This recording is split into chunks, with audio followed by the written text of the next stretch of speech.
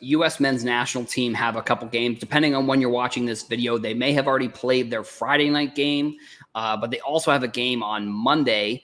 These are part of the CONCACAF Nations League. And honestly, it was a little bit confusing. Like when I was looking it up, I was kind of confused about what these games were.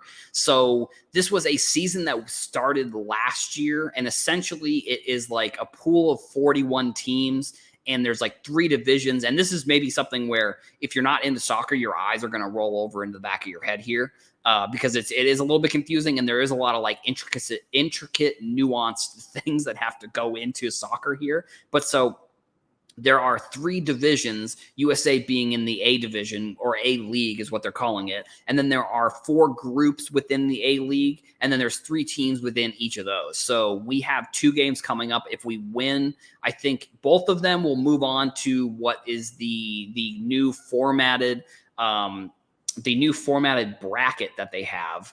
And this is the same tournament that they won, I believe, the last time against Mexico, where they had a bunch of, they went to like extra time, and there was like a bunch of penalties and free kicks, and like they saved the USA saved the free kick, the last one of the game, and then Pulisic scored, and it was again, another game it was a game in Denver. So it started at like 9:30. So the overtime and extra time went to like 1:30, I think, in the morning. So I unfortunately, once extra time started I think because they had extra time in the overtime, I was like, I unfortunately can't watch this. It's like 1:30 where I am. So I got to go to bed. But that's essentially what these games are. And then from these games specifically, there's going to be teams that qualify, which I think pretty sure it's the top 4 teams from each of the A League divisions are going to qualify for the Copa America, which is like the South American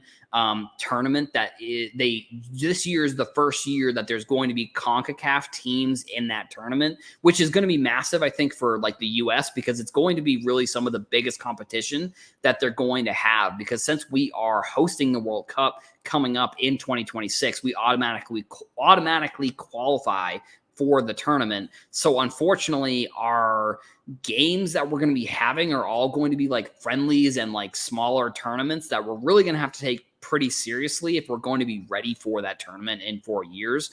And I know 4 years out, it's kind of crazy, but it's like, I think if you're prospecting soccer cards from this team, I think that there are some big names on this roster that you should definitely look into, because in general, like a lot of these players that are on this roster are going to be in the primes of their career. And this is like, for soccer, this is considered like one of the golden generations that we've really had in quite some time.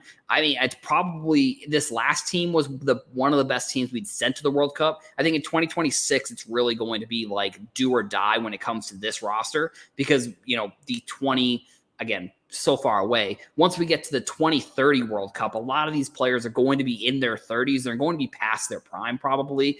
I think that we're going to see a pretty good core of rookies and young players coming into the system. So I think overall we're in a better spot, obviously, than we were previously, because I think the MLS, which is what I've talked about in the past, has become much more of a league where there is a pipeline for players to start in the MLS and then go overseas to play in big leagues. And even players are staying in the MLS because it's becoming much more of a league where people are taking it a little bit more seriously. I think, honestly, if you're not in the Premier League, or you're not playing for like Bayern Munich or Real Madrid or PSG, any team you're playing for is really just kind of a development team. Like, I understand that there's if you're playing for a team that's not competing for the Champions League every year, you're pretty much competing just for like a farm system, and that's maybe controversial, and maybe that's an American way of looking at it. I'm sure people overseas probably don't think the same way, but just because of the way that American sports are built,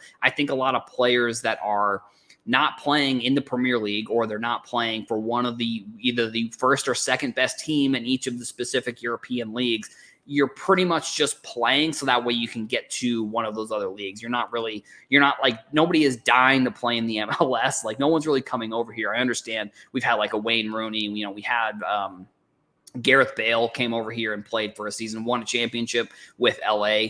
Messi is rumored to come over here, but overall, I think the MLS is much more of it's a much better pipeline for players to play in and then go overseas. So if you have a local team, it might be worth looking at some of the young prospects on that team. And I think specifically on this roster, it's pretty much the same roster that we had in the World Cup. I mean, some of the big names, they have the new coach, but the Ricardo Pepi is probably the one name that I'll be most interested to see how he plays. I think Daryl Dike is another one that has sort of bounced from the MLS. And I mean, even so, like Pepi, Daryl Dike, let's see who else on this roster has MLS cards. Brian Reynolds, maybe. I mean, Matt Turner, he played for the Revolution, which was the team that I root for, being from the Boston area. So, he's another player that went overseas. Now he plays for Arsenal and is like the starting goalie there. That's pretty good. I think Arsenal's I think there might be first in the Premier League this year. I'm pretty sure they are. But yeah, then you got Horvath, which was the goalie from he had to step in because Zach Steffen got hurt. And Horvath had to step in and actually saved, and that's how we won the Nations League last year or the previous time against Mexico. And then McKinney is obviously a guy, if you listen to any of my con, you know that I love him. And then Brendan Aronson's another big name. But like I said, I think Ricardo Pepi was a player that was in a lot of the marketing for the U.S. leading up to the World Cup. And unfortunately, he didn't make the roster. I don't exactly know what happened, really, but he played in the MLS. I believe he played for Dallas, and then he went overseas, and I guess maybe he didn't find his footing or didn't really fit the system that they were trying to build. And so unfortunately, he hasn't had the best luck when it comes to his career recently. So it's going to be interesting to see sort of how he develops. He's one of the youngest players on that team, to be honest. So I don't know if he's in danger. Well, not in danger, but I don't know if he's going to be coming back to the MLS or if he is pretty much set in stone. He's just going to find his way throughout some of the European leagues or some of the leagues out there before maybe he moves to a bigger club. But we'll see. I mean, they're the games. I think we play El Salvador. Let me pull up the schedule actually, just so we can take a look. Like I said, depending on when you're watching this, one of the games or both of the games, depending on when this YouTube video comes out, may have already happened. Let me just zoom in here. Yeah, so these are the two other teams that are in our division. Let's see. So, Granada,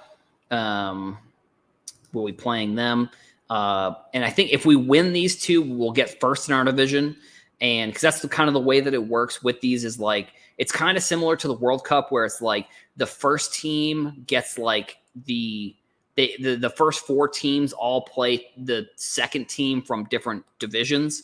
But then I also think that those top four teams, I'm pretty sure they end up getting to play in the Copa America as well. And then the interesting thing about this league too is that I think the teams that don't qualify, they get relegated to the League B, and then the top teams from League B that are playing then get relegated up for the next set of tournaments. So that's sort of maybe the confusing thing. We don't really have relegation here in the United States, even though I think potentially we maybe should.